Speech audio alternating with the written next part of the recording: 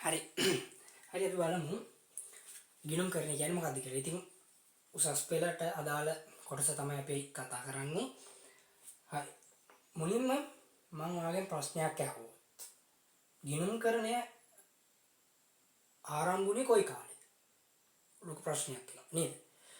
ඕකට උත්තරේ මම දෙන්නම්. ඉස්සර අතීතයේ තිබ්බා පැරණි ශිෂ්ටාචාර නේද?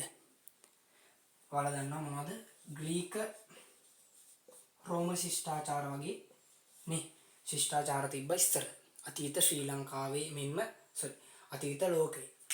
එතකොට මෙන්න මේ ශිෂ්ටාචාර කාලයේ තමයි ගිණුම් කරණය ලොව ආරම්භ වුණේ. ඒකට මුල්ම අඩිතාලම දුන්නේ වර්ෂ 1494. ගිණුම් කරන ශාස්ත්‍රයට ඉතාමත් වැදගත් වූ සුවිශේෂී වර්ෂයක් තමයි 1494. ඔන්න ඔය කාලේ හිටිය කවුද? ලූකා පැසියෝලි. හරිද?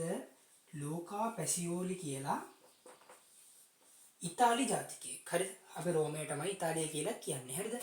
ඉතාලි ජාතික ලූකා පැසියෝලි කියන ගණිතඥයා. අපි කියනවා ගණිතඥයා. මෙයා තමයි ලෝකෙට මොකද්ද විධිමත් ගිණුම් කරණයක් හඳුන්වලා දුන්නේ.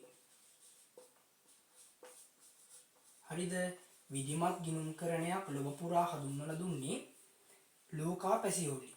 මෙයාට කලිනුත් ගිණුම් කරණය තිබ්බා. නමුත් විධිමත් ගිණුම් කරණයක් ලොවට හඳුන්වලා දුන්නේ කවුද? ලූකා පැසියෝලි. මෙයා හඳුන්වලා දුන්න සුවිශේෂී කරුණ තමයි මොකද්ද? ද්විත්ව සටහන් ක්‍රමය. හරිද? මම ඒකත් ලියන්නම්.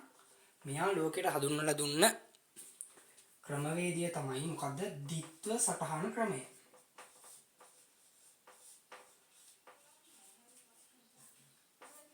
ද්විත්ව සටහන් ක්‍රමය. හරි. මම කියන්නම් පොඩ්ඩක් ද්විත්ව සටහනක් කියන්නේ මොකක්ද කියලා. මේක ඉස්සරහා පාඩම් වලදී කතා කරනවා. නමුත් පොඩි අදහසක් ගන්න. මොකද්ද මේ විධිමත් ගිණුම් කරණය කියන්නේ කියලා ඔයාලට හඳුන්වලා දෙන්න. දැන් මේ අපි තාම කතා කරන්නේ accounting වල සම්භවය, ආරම්භය, මුල ඉඳන්. හරිද? මුල ඉඳන් වර්තමානයේ තෙක් පැවතිච්ච ආකාරය තමයි දැන් කතා කරන්නේ. පාඩමටත් අදාළයි මේක. ද්විත්ව සටහන ගත්තාම ද්විත්ව සටහන කියන්නේ මෙන්න මේ ලූකා පැසියෝලි කියනවා සිදුවන ඕනෑම ගනුදෙනුවක්. දැන් උදාහරණයක් වශයෙන් හිතන්න ඔයා කඩේට ගිහිල්ලා පාන් ගෙඩියක් ගත්තා කියලා හිතන්න. හරිද? ඔයා කඩේට ගිහිල්ලා පාන් ගෙඩියක් ගත්ත සිද්ධිය හරිද? ස්වරූප දෙකකට බලපානවා කියලා කවුද කිව්වේ? ලූකා පැසියෝලි. හරිද? කොහමද? මෙයා කියනවා දැන් අපි කඩෙන් ගිහිල්ලා ගත්තොත් මොකක් හරි හරිද? ඔයා හිතන පාන් ගත්තා කියලා. හරිද? ඔයා හිතන පාන් ගත්තා කියලා. මේ පාන් ගෙඩිය ගත්ත එක පාන් බේකරියේ ඔයාගේ කියලා ස්වරූප දෙකක සටහන් වෙනවා. තේරෙනවද මං කියන එක? ඒ කියන්නේ ස්ථාන දෙකක පළවෙනි ස්ථානය සහ දෙවෙනි ස්ථානය කියලා ස්ථාන දෙකක සටහන් වෙනවා කියලා ද්විත්ව සටහන් ක්‍රමයක් ලොවට හඳුන්වලා දුන්නා. හරිද? ඒ සටහන් වෙන්නේ කොහොමද? හර සහ බැර ලෙස. හර සහ බැර ලෙස. හර සටහනක් සහ බැර සටහනක් ඕනම ගනුදෙනුවක තියෙනවා කියලා ලූකා පැසියෝලි ලෝකයට හඳුන්වලා දුන්නා.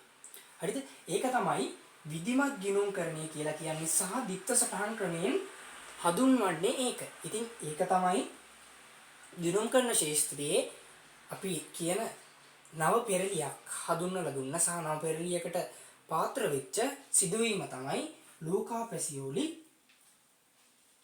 ද්විත්ව සටහන් ක්‍රමය ලොවට හඳුන්වලා දීම.